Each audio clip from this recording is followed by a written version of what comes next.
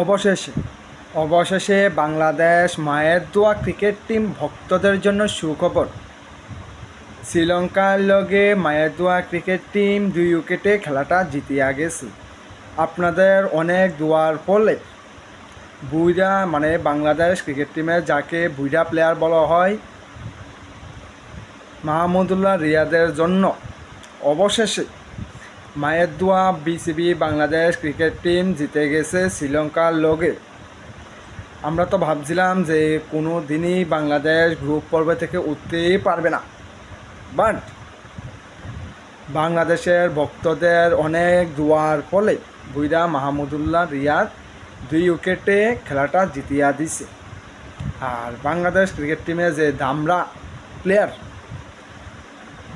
বিশ্ব অসেরা সাকিবুল হাসান এবং অদামরা লিটন কুমার দাস আর দুয়ার মাস্টার নাজমুল হাসান শান্ত 3 বলদের দ্বারা কিচ্ছু হয় নাই। লাস্ট মাস মায়ের দোয়া ক্রিকেট টিমের দোয়ার ফলে এই বাংলাদেশ ক্রিকেট টিমের বুইরা প্লেয়ার মাহমুদুল্লাহ রিয়াদদের কারণে গ্রুপ পর্বে জিতিয়া গেছে।